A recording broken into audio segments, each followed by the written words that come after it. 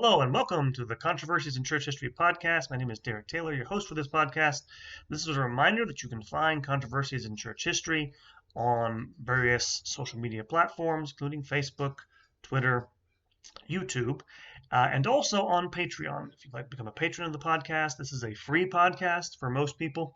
I try to make it available through as many platforms and different types of social media as I can, but I do actually try to advertise every once in a while. I do have a few expenses for doing this, and it is a lot of work. So this is supposed to be a service. You're not supposed to you don't have to do this, but if you'd like to become a patron of our podcast, go to patreon.com and you'll find our Patreon page on Patreon, where you can become a donor, a monthly donor. I think it's $5, $7, and $10 to help out defray some of the cost of this stuff. Going forward, I'm going to start doing more things, interviews of those sorts of nature for patrons on Patreon, to focus more on that. So if you want to keep supporting the podcast, keep it going. All the episodes, in terms of the archive of what I've done, will be available free. Eventually they'll be made after a month or so, all the new ones. But if you become a patron, you get new episodes a month in advance. You get some other things, bonus features that I won't make available. All the regular episodes will be available to all people. So just to help out and say thank you to some of my donors. So if you'd like to do that, please go to patreon.com and think about signing up. Thank you and God bless. Hello and welcome to Controversies in Church History. My name is Derek Taylor, your host for this podcast, which takes you through the most interesting, important, and memorable events in the life and history of the Roman Catholic Church. Hello and welcome again to everyone, and to everyone listening out there, especially to my patrons on Patreon. This is our latest episode in a long ongoing series on the topic of Latinization. That is to say, the Latinization of Eastern churches that come into the communion of the Church of Rome with the Pope, and their customs become replaced by or take on attributes of the Western Roman Church. And so the episode today, if you don't know, is on the Latinization of the St. Thomas Christians in the early modern period in India. So that's what we're talking about in this episode. Remember, you can find Controversies in Church History on the web, churchcontroversies.com. The website has links to the other episodes and to our other work. You can find us on Facebook, Twitter, and other places on the internet as well. And obviously, if you want to become a patron of the podcast, a Patreon account, make a donation, and keep this thing going. First off, before I actually get into the episode, a couple of things about updates. I know I haven't produced a podcast in a while. They're going to be slow until the end of the year. Long story short, I'm an adjunct, and my classes are sort of back-ended. It's a long story to the last couple of months of the semester where I teach. They have shorter semesters instead of having, full 15, 16-week courses. I tend to have shorter ones, 12 and 7 weeks. So everything's ramping up now, and I have a lot of grading coming in. So that's the reason mostly for this. Also, I'm an adjunct, and I live fairly far away from my campus, so it's a lot of driving time. I just have less time to do things in this part of the year. However, in terms of what's coming, and it will be for patrons first, probably with the amount of time I have to do things for patrons first. So if you're hearing this, you'll hear this eventually if you're listening to this, but they're going to get first come, first serve. I'll probably make some other episodes, some things for everybody else, but patrons are going to get first dibs at things when I have less time. So that's the way these things go. I will also have another episode coming up, I hope in the next week, on another review of an interesting book it has to do with Catholicism, trust me, but it's on unbelief in the 16th century, so that'll be upcoming as well. And the final episode of Latinization in the early modern period will be coming before the end of the year. I promise that at least, probably in November sometime. Short one on the peoples of the Byzantine rites, mostly Slavic churches, the Ukrainians, Ruthenians, those people in the 17th and 18th centuries mostly with Rome. So that's all upcoming. I've also had, since the last time I did one of these things, let people know, I've published at least 2 or 3 articles in Crisis Magazine, another one in 1 Peter 5, if you want to look at this stuff. I also have another one coming up, a long one in 1 Peter 5. They told me it would be in October at some point. I have no idea when that will be.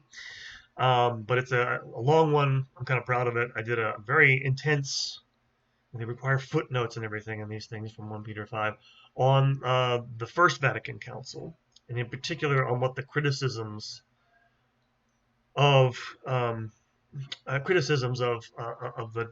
definition of papal authority were from critics at the council and outside the council, but mostly in the council, which I hope will be of some value to people. So whenever that comes out, look for it at 1 Peter 5. It's more than 5,000 words long, not counting the footnotes. So I took a lot of care for it. I got it to them in August, and they haven't got it published yet. Anyway, I'm not complaining. Yeah, I'm complaining. But it's coming. They did tell me it was coming, hopefully soon, so read that too. Anyway, with all that being said, I want to begin this episode just by recapping a little bit. Remember last time, I think the last episode was the Church of the East. And remember, the Church of the East was the ancient Church of Persia. And the ancient Persian church had this, wide jurisdiction. It was very large for a long time. And the jurisdiction of the Church of the East included India. And I have to explain a little bit the origins of Christianity in India. This is kind of something I need to clear up.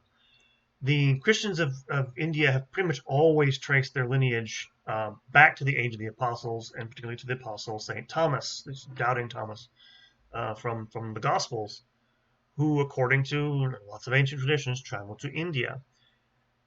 There is no, as far as we have it, contemporary documentary evidence to support this, from the 1st century. But ancient writers, going back to the 5th century at least, document both the existence of Christianity in India as well as the tradition that St. Thomas founded the church there. And again, I need to stress here, I have no doubts about this. This is pretty easy, but scholars tend to be skeptical about documents. But even I'm reading through stuff about this, seem to take this as pretty probable. I think it's almost certain. And where you do get main bodies of information about this are from traditions, oral traditions from the St. Thomas Christians themselves, why they call themselves St. Thomas Christians if you don't know. And it's primarily preserved in oral histories on the one hand. I'm going to butcher this name, it's an Indian name, but Itihasa Puranas, oral histories, and then genealogies of ancestors, Vamshabalis. And most of these traditions claim that St. Thomas came to the island of Malankara in the 1st century AD. A tomb dedicated to him is located today in Mylor, although its origins are still kind of obscure. A lot of these things don't get written down until the 17th century for reasons apparent. But again, historians tend to accept at least the probability of these traditions, and there is just no reason, as far as I'm concerned, as a Catholic, to deny their essential truth. One other main source that does come from early Christianity, written source, very early on, is the apocryphal Acts of Thomas, a work first published in Syriac in either the 3rd or 4th century. And it's kind of a mix of like allegory and fantasy and stuff like this, but it describes the travel of Thomas to India. And one of the reasons why historians are pretty sure this is a real thing, a real tradition is based in fact, is that there are a lot of oral tales, again, that come down from the St. Thomas Christians that are included, that are found also in the Acts of Thomas. There's clearly something there. There's no reason to doubt it. Just get that out of the way first. Big thing here is notice that the connection between the Church of the East, which we talked about last time, remember the Church of Persia, we would call them the Oriental Orthodox today. Again, they are the churches that became separated partly because of the divisions between the Persian Empire and the Roman Empire in late antiquity, but also, of course, because they embraced the ideas of Nestorius, the Nestorian heresy. And so you have this division between them and both the Orthodox and the Catholics in the West. And so the ties of with Persia are deep between the Church in India and the Church of the East. There are traditions that state that Christians came from the Middle East to India as early as the 4th century, possibly fleeing persecution in the Persian Empire. And already in the 5th century, we have writers documenting evidence that Indian Christian communities had Syriac-speaking bishops. So for a long time, the ties have been tight between those two groups of Christians. And there were apparently, again, this seems to be more supposition than actual documentation, but it seems likely there were several waves of immigration from Persia to India in the 7th century, probably after the Islamic conquests. And by the 9th century, we do have definitely evidence, contemporary evidence of Syrian bishops leading Indian communities. We know this partly because we have evidence, mostly copper plates and stuff like this, of local Indian rulers, Hindu rulers, granting privileges to Christian merchants in the 8th and 9th centuries.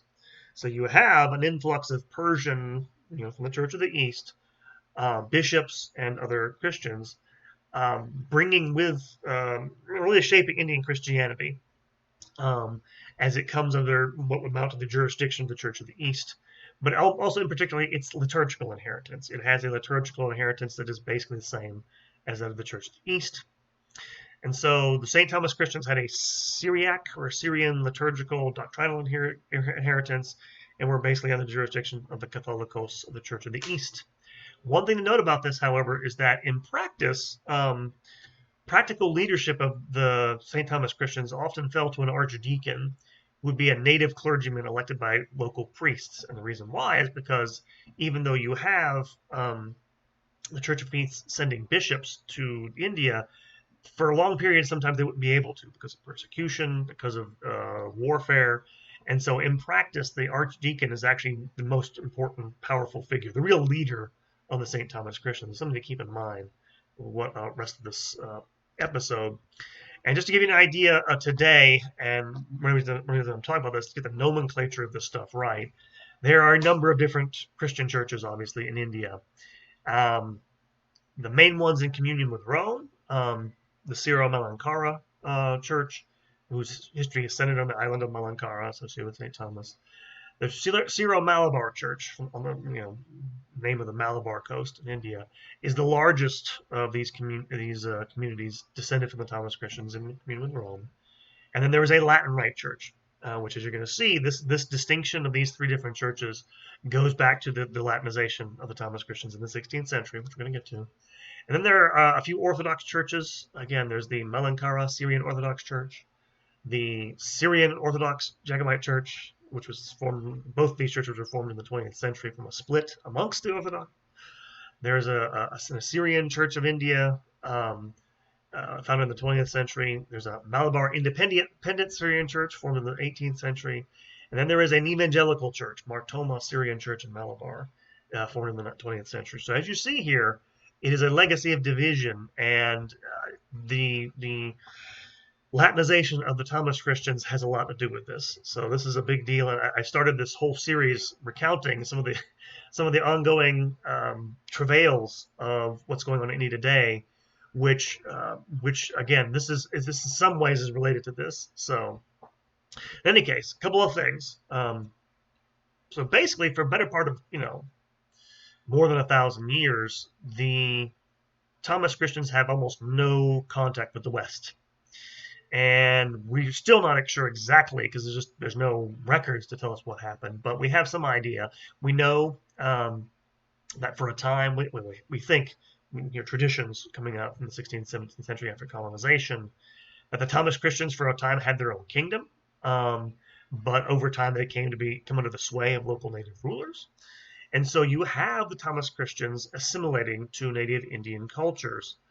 To a great degree, as you'll see, this has become part of the story here. They also had divisions over time between those in the north of the Indian subcontinent and those in the south, with those in the north, which is mostly what we'll talk about here, tracing their lineage back to St. Thomas. You also have those in the southern end of the subcontinent who stress their Jewish ancestry. They're apparently Persian Jewish Christian communities who settled there in those waves of immigration in the intervening centuries. So there are some distinctions here, and again, it seems to be in terms of customs here. This is a big point. The structure of the Thomas communities came over time to very much mirror the caste system that characterized the rest of the Indian subcontinent. And as such, they would take on a lot of rituals and customs associated with the caste to which they belong. This includes things like rituals of purification for things like eating and drinking, for marriage, burial of the dead. And so even though they retained their Christian, Syriac faith, they very much became part of Indian civilization, and that is going to be one of the key issues to remember in this episode. Now, having said all that, there were a few contacts between the West and the Thomas Christians. In between this time period we're talking about here, we're talking about between, whatever, 5th century, say, 4th, 5th century, and say 1500 when the Portuguese arrive. The first one, this is kind of thin. I don't know if we have actually evidence of this, but a history, a chronicle, the Anglo-Saxon Chronicle of England, records that Alfred the Great actually sent 2 monks to India in 883 to provide alms for Christians there. We have no idea if it ever got there or how the hell Alfred the Great knew about the Thomas Christians community, but that is one that's pretty amazing. That's the only one before the year 1000. However, starting in the 13th and 14th centuries, you begin to get Franciscan missionaries being sent to China. If you recall, I think I mentioned this in an earlier episode, the papacy, especially the Avignon papacy, did a lot of mission work in the later Middle Ages in the 14th and 15th century, sending missionaries to China, especially trying to convert them. And the first of these, a guy named John of Montecorvino, a Franciscan, spent over a year in India in the late 13th century. In the same time frame, Marco Polo visited India sometime between 1292 and 1295.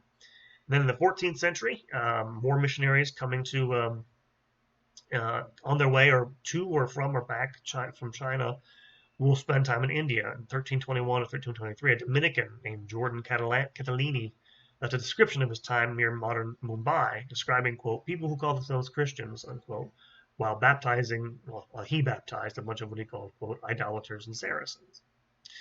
2 years later, in 1325, another friar visited the tomb of St. Thomas and described it as, quote, full of idols, unquote, and described the Thomas Christians as, quote, Nestorians, that is to say Christians, but vile and pestilent heretics, unquote. In 1349, a friar named John de Marignoli described how the St. Thomas Christians controlled the pepper trade on his way back from China.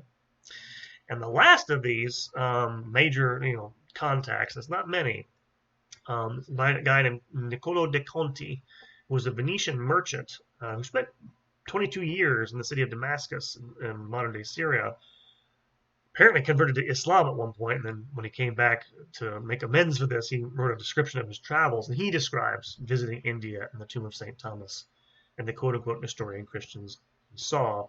So, and so far as the West was aware of India, and there's a lot of legends about this that get into things like the travels of St. John Mandeville, and if you've ever read texts like that in the Middle Ages.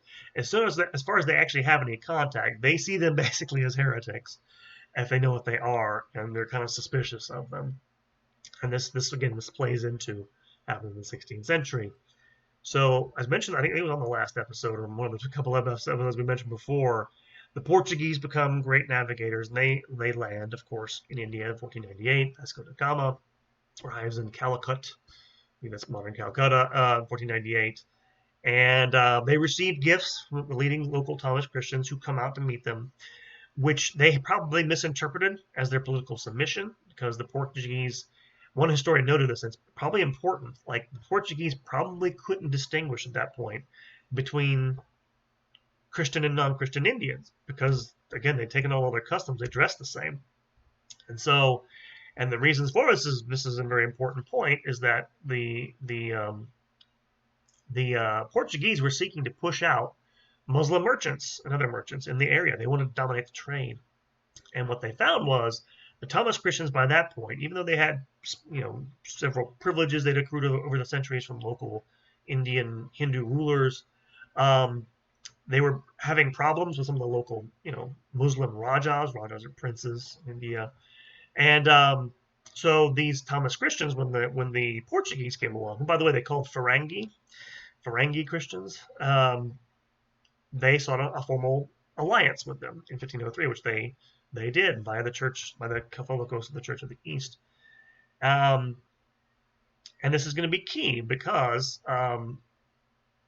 the aid they thought was coming, the Thomas Christians thought was coming in fighting off these local Rajas, did not necessarily materialize. Why? Because the Portuguese um, um, established their own base there at Goa. This will be the center of the Portuguese settlement in India, which they will use to destroy fleets of rival merchant powers, both Muslim but also Christian, like from Venice, to keep other people out. And with India as their base, they began establishing fortified um, um, um, outposts around the Indian Ocean and securing dominance in the East Asian spice trade for the rest of the century, which was their biggest goal. And they do have an ecclesiastical policy. We'll get to this in a second. But their main goal was institutional control of Indian territory as a part of their overall strategy to control trade, as well as, yes, spread Christianity. We'll talk about this in a second. It was a state purpose. It was clearly second to control for trade purposes. And so this is where we have to talk about, because this is what happens, is that they eventually take over and begin Latinizing the Thomas Christians. What's the role of Rome in all this? So you have to go back to the 15th century. And you probably heard something stupid about this from the media regarding Spain, but in the 15th century, Rome granted Portugal the right to fill all clerical positions in its overseas domains. And this rested on a series of bulls and other charters given to the Portuguese, giving them rights to spread Christianity in the areas they had conquered during the 15th century. So again, something similar was done for the Spanish in the same time frame. So on the one hand, Portugal was acting in the name of the Church of Rome. On the other hand, this giving these charters to them gave them, in fact, a great deal of freedom to act without Rome's approval, which they would fight to maintain to the death. And so this complex of rights and privileges as the patron, and that's the thing, is they become the patron of the church's missionary work in their domains, is referred to by historians as the padroado real, the royal patrimony, royal patronage. It's effectively, you're wondering why Rome does this, is that, well, missionary work's expensive, and you get them to pay for it.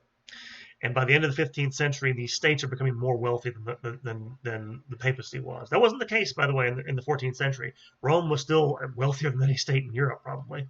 Didn't have to maintain armies and stuff like that.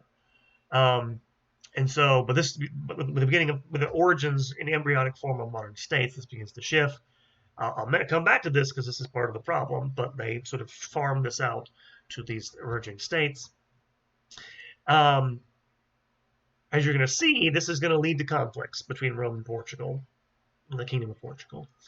And you do have, again, in the early part of the 15th century, 1523, the Syriac bishop, Mar Jacob, sends a letter to Rome confirming his alliance with the Portuguese, so they have contacts between Rome and some of these people already. However, Rome, of course, had its own policy, which, as you're going to see, conflicts with that of Rome. We talked about this last time, what the policy of Rome is in the early modern period. It's to bring all the churches into jurisdictional submission to Rome while retaining their ancient rights as long as they don't contain heresy. And no more than that if necessary. As you're going to see, Portuguese, basically they want to make them all Latin Christians. And this is basically what happens basically after 1550, because while because Mar Jacob was the one who signed the alliance originally with the Portuguese, they maintain they're not as aggressive on the Portuguese, but for several reasons they begin to become more aggressively trying to turn them into Latin Christians for a variety of reasons. Several reasons for this. One of the reasons for this is several things changed this. One is the arrival of the Jesuits in 1542. The Jesuits, of course, formed 2 years earlier. Their first mission is planted by St. Francis Xavier. And even though, I'll stress this and I'll come back to this at the end, not everything they did, Jesuits are part of the story. They're one of the main conduits for Latinization. They established schools almost right away. Those will be institutions used to try to get the Thomas Christians away from some of their customs. It's important to note two things. One, they were patronized by the Portuguese. So, again, they were being funded by them, and that's important. So, he who pays the piper calls the tune, right? The second thing is there are missionaries who don't do that among the Jesuits, famously. One of whom, by the way, starts out in India is Matteo Ricci, who become famous when he goes to China later on for being more accommodating. But we're talking about among Christians here. But that's the first thing. The second thing, two things, is that in 1550, the Portuguese established a seminary in 1550 in India. And this seems to be the first one which was dedicated to instructing candidates for the priesthood in Latin theology and Latin ecclesiastical customs. And I say this, I'm getting this stuff all from secondary sources. I wonder if they actually called this a seminary, and you wonder what the difference is, that the first seminaries weren't really founded in Europe until well after the Council of Trent. They took a long time to get them there. I wonder if this actually may be the first. It's maybe the first one in the world. They were already talking about it by 1550 at Trent, but that's a direct correlation between that event, which is taking place during the middle of all this. Keep that in mind. And although even by 1550 the Jesuits had already established several houses of learning, this was the first one, and this was founded by a Franciscan. So that's another aspect of this I'm not going to emphasize too much here because there are other greater conflicts. There are still conflicts between Dominicans, Franciscans, Jesuits. They're all fighting for influence. And these things play into this as well. But that's the first one. They begin doing this. And this begins, by the way, you begin getting, you'll see in a moment, you'll begin getting some of the bishops, Syrian bishops of the Thomas Christians, begin to reject candidates from these seminaries because they're Latinized.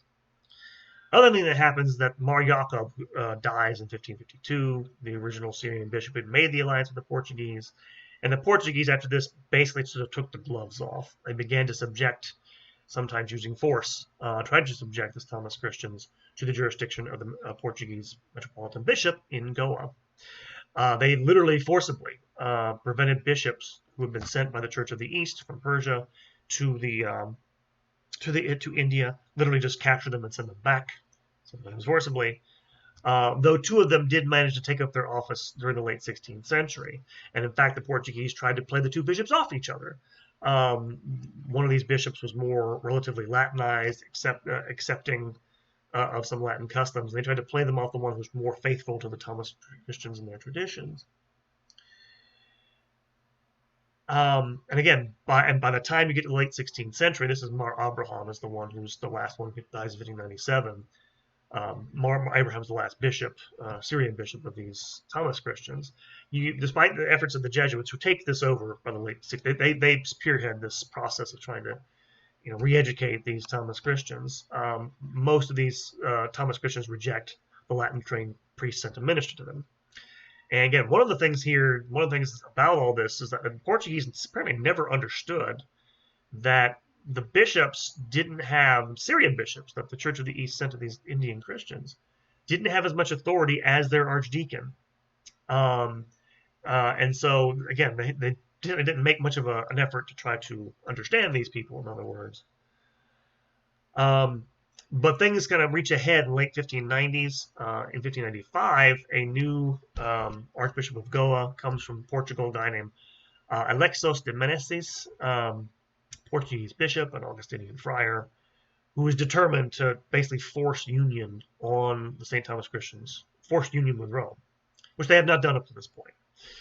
The last Syrian bishop, Mar Abraham, dies in 1597, and following this, the same year, Menezes obtained a prescription, a remit from the Pope, allowing him to appoint a successor. And this is an important point because there are debates, as you'll see, is how some of the things that Menezes does, how were they legal according to canon law? And that was all he was given remit to do.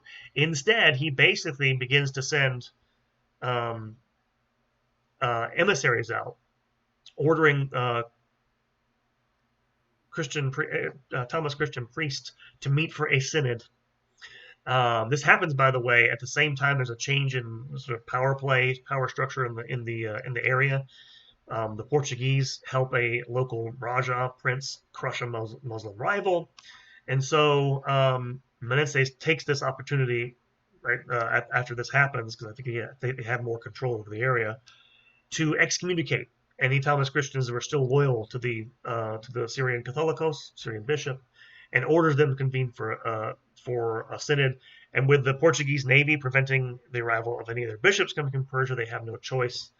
And you do have several hundred priests showing up for this, although a lot of them stay away. Indian priests, I mean. And he holds a synod at the at Diamper. It's called the Synod of Diamper in 1599, which effectively both Latinizes the Thomas Christians, forces. They've already translated some of the Latin liturgy into Syriac for them. They now forcibly force Latin liturgy, Latin customs like things like clerical celibacy on these Thomas Christians, and effectively calls for the elimination of Syriac and native traditions among the St. Thomas Christians, um, and forcibly brings them into communion with Rome. And as scholars have noted, this is something that's pretty clear about this, is that this is kind of contrary to Rome's actual policy. Rome wouldn't have gone this far probably if they'd been left to their own devices. And again, one of the things that reasons why, by the way, is that this synod to this day, there's debates whether it was actually canonical, whether it was really valid, is because you had a lot of the decrees were prepared in Portuguese. A lot of the Indian priests couldn't read Portuguese, couldn't understand it. All the attendees of the synod were forced to sign under pain of threat of excommunication.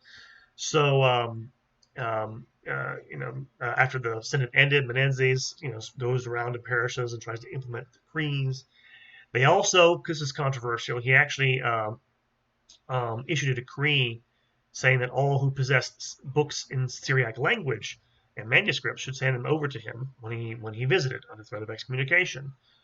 Some of these books were merely corrected and then given back. Others were burned. This is also a big point of contention.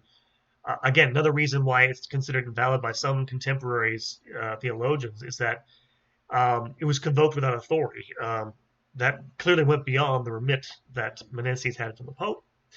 And the synod was never explicitly ratified by Rome. The only thing he was given right to do was appoint the successor of the Syrian bishop who just died. So, in other words, in fact, his successor, Menezes' successor, actually conceded that Menezes both modified the initial synodal acts and unilaterally added new ones later on. So there's a lot of hinkiness going on with this. And it seems pretty clear the reason for all this is the Portuguese desire to gain control over the Thomas Christians. It really doesn't seem to have a lot to do with Rome's, with their goal of bringing them in communion. And it is, and by the way, this is effectively the destruction of the unity of the Thomas community. All the divisions you can see today are sparked primarily from this. So, and so again, you have this talking about, again, on the ground directly, mostly because of the Portuguese. And this is the problem, is that at this point, Rome can't really do anything about this. They try. This is the last part of this lecture, last part of this episode. From 1599 onward, Rome belatedly realizes they made a mistake. And so I mentioned the last episode, or maybe the last couple episodes, Rome established its own institution for sending missionaries overseas directly, the Propaganda de Fide in 1622, to oversee its missionary work. And part of the purpose of this is to send missionaries out that are directly under the Vatican's control, rather than other jurisdictions in Portugal or Spain. And we don't know exactly, but it seems like India was partly on their mind when they established this.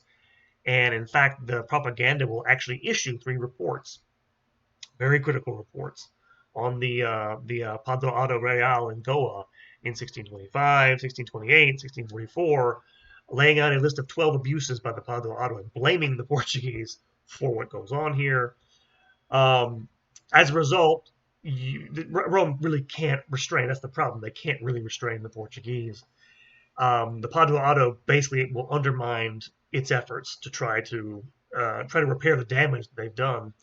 When Rome, for example, sends out a native priest to establish a vicariate beyond the boundaries controlled by the Portuguese in 1642, the Archbishop of Goa and his clergy undermine him at every turn and sort of undermine their attempts to do it. Although the vicariate is actually established beyond their control, but it takes several decades to get it going.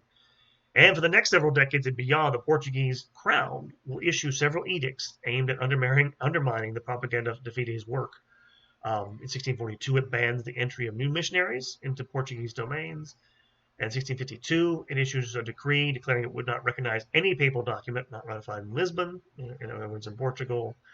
And in 1672, it bans any missionary from coming into its domains that had not been vetted by the Portuguese monarchy and that had not sworn an oath of loyalty to the Padre Real itself. And in fact, this will hinder the mission in India well until the 19th century. Long after, and by the way, Portugal during this time frame, it's actually conquered. It's taken over by the Spanish in the late 16th century, gets its independence back first nominally and then in a real way in the 1650s. It's long since used to be a power. By the end of the 16th century, its power in terms of control of the Asian trade has been taken over by the Dutch. So, but it still manages to make life miserable for the papacy long after this. What happens after 1659 in India and among the St. Thomas Christians is, again, you'll see tragic efforts to try to avoid this, but there's a schism. In 1653, a Syrian bishop is sent not by the Catholicos of the East, but by the Catholic Coptic Patriarch of Cairo. Remember, there was briefly a Catholic Coptic Patriarch in Egypt. He sends a Syrian bishop, to the St. Thomas Christians at the request of their archdeacon. But again, when this bishop reaches India, the Portuguese seize him forcefully and send him to Goa. This led the St. Thomas Christians to gather at the city of Cochin. I can't say how to pronounce it.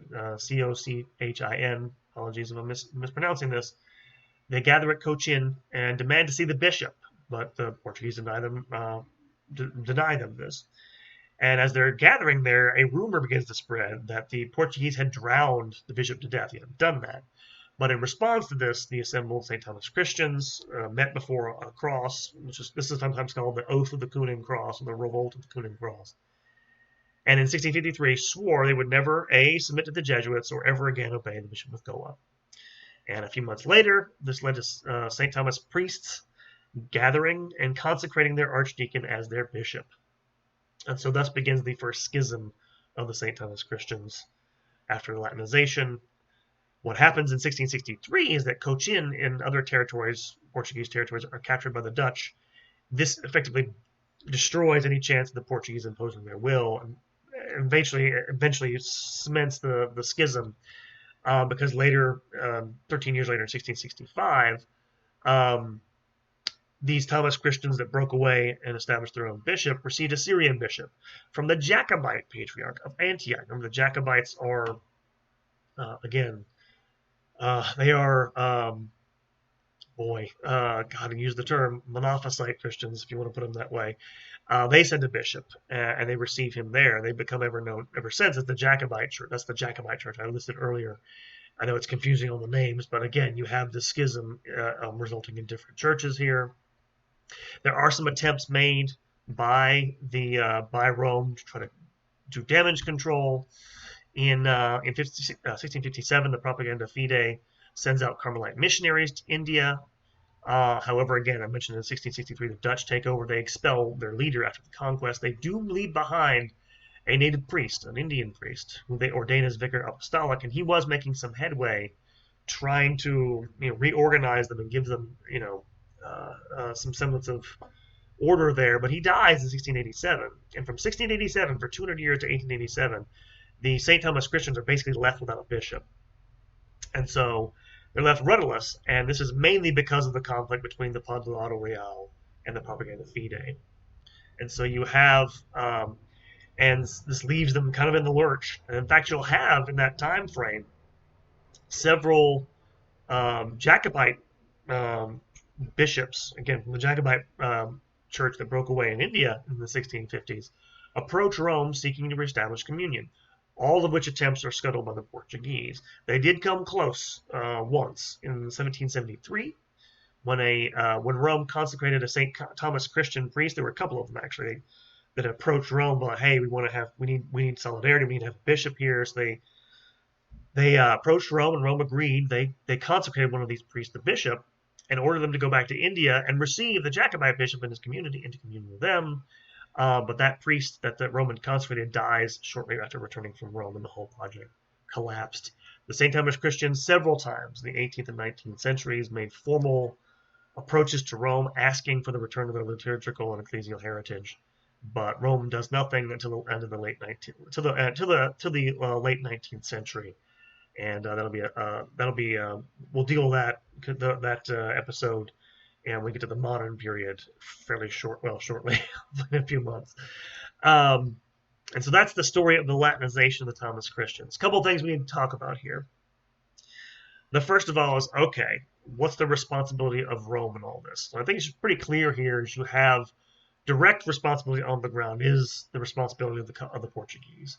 It's their desire to have, greater control over the Thomas Christians that seems to lead to Latinization directly. They're financing all of this. Their goals are just simply different from those of Rome. And I think you have to say that that's part of the deal, at least in that respect. Secondly, role of the Jesuits. One thing should be known about the Jesuits in all of this. The Jesuits, when they first go out there, they're a brand new religious order, and from the very beginning, there have been criticisms of the Jesuits. Lots of things rub people, even within the Catholic Church, the wrong way. Their vow of obedience to the Pope, their seemingly, sort of, especially the vow of obedience seemed kind of slavish in some ways to the Pope. There being a missionary order, all these things were sort of, Saint Ignatius voiced opposition to founding of this, and so they were very conscious of having to prove their worth. And from the very beginning, they were using their missions, especially in India. They wrote public letters to sort of project what they were doing back to Europe, and so there is very much a sense of them trying to prove themselves, and probably explain some of their eagerness. I mentioned last time, I think I mentioned this, or maybe a couple episodes ago, they were involved in the Latinization of the Copts in Ethiopia. Probably also this idea to prove their worth is playing into this, as well as some other things. Like, one of the things that people have noted is that, and I haven't mentioned this because we've talked about this before, but it must be stressed the Counter-Reformation context to all this. They're thinking in terms of, whereas the Jesuits are trying to prove themselves to Pope and the Church is trying to prove to the Protestants, hey, look, we are the Church. We are universal. We are the missionary. We are those things. And, of course, that conditions how they saw the St. Thomas Christians. The Jesuits, for example, one of the things that's noted by, I think, shrewdly by some scholars, that when they came to, and this gets us to, okay, what you're probably thinking about here is, okay, what about the cultural stuff? When the Jesuits came to India, they had a lot of, Renaissance training in their heads. They were Renaissance-educated scholars, and they tended to see, in terms of the larger framework for how they approached these people, as the St. Thomas Christians, either very idealized visions of the early Christians, who were sort of frozen in time or something like this, or as being sort of like pagans. And this gets us into the question of, okay, how much did the Thomas Christians actually assimilate to Indian culture, and how much did that affect how the Jesuits and others saw them? And there's a lot of idealism on this score with regards to the Jesuits. When they got there, they were kind of horrified by what they saw. There were a lot of misunderstandings. Again, it wasn't just and things that were weird, right? Things about the Indians with their cultic practices drawn from caste rituals, right? These things rubbed them the wrong way. They thought of things like again, I should say it would have looked really different to them. Would have looked very different to them. All the sorts of things. Again, it's hard to enumerate all the different things they would do.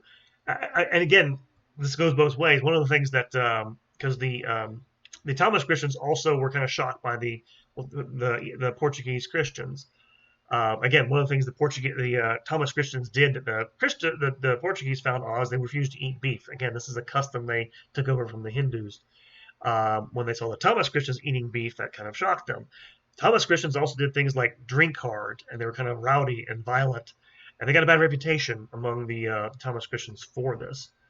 Other things came into um, came into play here. The um, different customs for fasting naturally struck the Jesuits. The Jesuits were actually impressed by the fasting of the ability of Thomas Christian's ordinary ones to fast, sometimes in dangerous ways. On the other hand, the Jesuits and the Portuguese were really kind of horrified by a lot of what they thought looked like paganism to them. Things like, for example, in performing special baptisms and receiving special gifts for the dead, using oil and other water for rites for the dead. The fact that you would have priests, for example, who were sort of descended from highly respected families according to ancient lineage. Again, they took wives and everything. They were married in these churches. They would dress no differently from the laity. That was, again, a shocking thing to Counter-Reformation clergy who were really big on that distinction. You would have just other things that were very, other festivals that were accompanied by just weird customs like not just fasting, confession, and prayer, but like dancing, loud drumming, strange music. All this would just naturally hit the ears of the Portuguese as being, this is like paganism and stuff like this. Again, you also mentioned before you had, again, on the Thomas Christian side, again, they had a bad reputation. The Ferengi, I guess is how you pronounce it. It's Pfarangis. I think it's Ferengi. I think it's how you pronounce it. But they tended to violate the notion because they had a very different notion of pollution / purity than these Thomas Christians did. I mentioned the way they ate, drank, sex. I'm imagining there were prostitutes in what's essentially military setup there, probably that there as well. All this disgusted the St. Thomas Christians in terms of different customs, different things of that nature. However, there are more serious things that got in the way of understanding here, and I need to stress this because sometimes you get, especially the more secular historians are right about this. They don't understand at all that not all this is about custom. There are other things, again, things like lack of celibate priests, shocked the Jesuits. The fact by the way, they didn't practice all 7 sacraments. They didn't seem to do all the things that were sacraments. I think they had baptism, confession, Eucharist, I think. Shocked, again, European Christians. Even the rigor of their fasting could seem odd to them. It could be, to the point of being dangerous. They use different materials, by the way, to make the hosts, for the Eucharist, those sorts of things. But you have more serious things coming between them. The biggest one of these is, of course, the whole idea of the Nestorian understanding of the Virgin Mary. It's pretty clear that they adhere to the heresy of Nestorians. And I never see any secular historians actually note this. That's not a matter of culture or custom. That's a matter of dogmatic faith. Rome was never going to look away about that. There was never going to be a reunion where they don't repudiate that. Rome can't do that. No Orthodox would accept that. Try getting an Orthodox to say, you don't have to call the Virgin Mary the Mother of God, but only the Mother of Christ. That's the line taken by these churches. That's not really cultural, and that would have affected their view of their customs. In addition to them being very different, and yes, there's strangeness and lack of understanding. Other things, for example, and this is again more tragic, I think, is that another thing that shocked the St. Thomas Christians was the way the Portuguese venerated icons. The Indian Christians, because they've been surrounded for so long by Hindus, communities, and of course probably influenced by Islamic communities, they abhorred any sort of images. So, and this again, in the context of the Reformation, this must have seemed like a trigger to the Portuguese Christians, I imagine, in a lot of ways. And then again, some of this is hard to tell from the stuff. I can't read the original. I couldn't find the original documents of the Synod of Diamper, but you find some of this stuff. And some of there actually is one place you can find it in English, but it's from a source you'd have to handle very carefully. It's by a guy named Michael Geddes. Michael Geddes was I think he was the rector of Salisbury Cathedral, the Church of England, of the Anglican Church of England, the Protestant Church of England. Wrote a history of the Malabar Church in 1694, which is very tendentious, anti-Catholic, trying to prove how bad, part of the Black Legend, I think, if you would think about it in Spanish terms. This is Portuguese. He gives an account it's mostly an account, actually, of the Synod of Diamper. And from what I've read in the secondary sources, I think this is what they accuse. I think this is one of the things they condemn all these errors, right, of the St. Thomas Christians, right? And again, some of these are clearly cultural; they're not necessarily doctrinal. One of the propositions that they condemn in that document, hold on one second, they condemn in that document is the idea that, and this is actually in Geddes's, I've seen this in Geddes's account, is that, quote, each one can be saved in his own law, all laws are right. Meaning that apparently that everyone in his own religion can be saved. And again, I can't verify for myself that the Thomas Christians actually believe this. I think there's a lot of misunderstanding going on. If that's what they believe, that is absolutely the universalist heresy. I mentioned all this because, again, sometimes it is true. There's a lot of cultural misunderstanding. There's a lot of cultural misunderstanding here on both sides, apparently. But one of the things I have to stress here, when we're talking about Latinization, is the consistent concern of Rome for orthodoxy. And again, I don't know how much people who are actually in Rome care about this at the moment, and I can understand Indian Christians being sensitive about this. I get that. But Rome doesn't believe in that. Rome doesn't believe, these aren't, dogma and faith aren't a matter of culture, primarily. Yes, I know they may have been promulgated these things in Latin, in Greek, whatever originally. They don't see them as being, culturally relative. They just don't. Again, go ask the Orthodox if they think of the idea of Mary being the mother of God is a culturally relative thing, and see how far you get with it. You won't get far; they'll call you a heretic. And again, some of these things, again, it does not excuse what the Portuguese did. By the way, Rome would not have gone for that. But it does, I think it needs reckoning. Rome was perfectly willing to alter liturgical customs if they thought there was heresy involved. Doesn't mean they would have gone as far as the Portuguese, but it does mean, I think sometimes the sort of unqualified, condemnation of, and look, you should condemn the Synod of Diamper bad. But again, some of their motivations, I think, were basically correct. They're concerned for orthodoxy, which means concern for truth. What I've always admired about the Church of Rome. Well, I'm a member. I think it needs to be said because, obviously, I have a lot of sympathy with the Thomas Christians, and this is, again, the source of a long-standing problems in India because of this among those Christians, which is sad. But there's simply no way Rome would have ever accounted, and this is why that's why the Church of the East and Roman aren't in communion yet, or the Orthodox. It's because they will simply not countenance union or leave their liturgy intact without repudiating Nestorianism, both in doctrine and liturgy. It just would never happen. So, again, this is one of the problems I talked about at the outset of this series, and I'll mention it here, is that you can't reduce everything to cultural conflicts. You can't reduce everything to multiculturalism. A, it's ahistorical, as people didn't believe in that. B, there are serious problems with multiculturalism if you take that over, because, again, it just wouldn't work. And I think you do need to see Rome in that light. We'll say one thing. If you're talking about the responsibility of Rome for this, it's more long-term. Obviously, the sort of trying to farm out the missionary work to the Spanish and Portuguese kingdoms was a big mistake. And this happens a lot in the history of the Roman Church and papacy in particular. And again, this is part of the problem with the Church's authority. Its authority is mostly ritual and rhetorical. It depends on you believing in what they say. But it's not like Rome. If somebody wants to contradict it, they don't really have a lot. They just didn't have the power on the ground to enforce or restrain, a kingdom like the Portuguese or the Spanish. And this is, again, Rome. I'm Catholic. I'm Roman Catholic.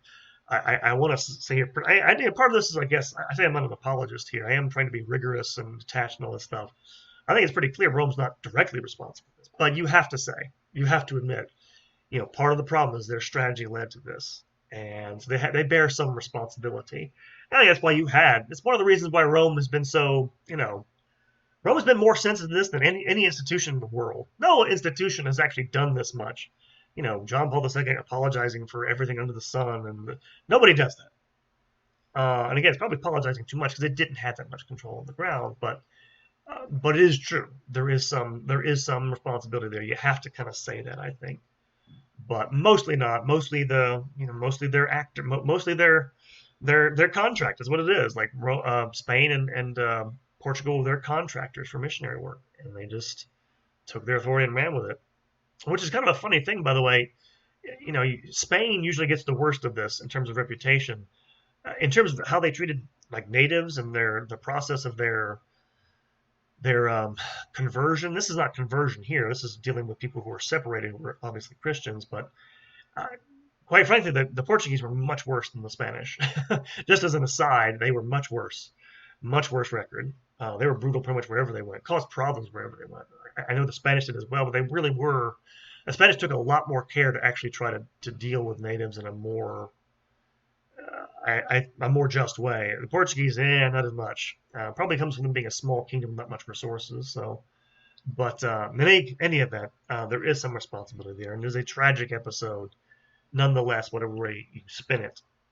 And so that is it for this episode on Latinization. It turned out to be a long one after all. I promised you a short one, I think.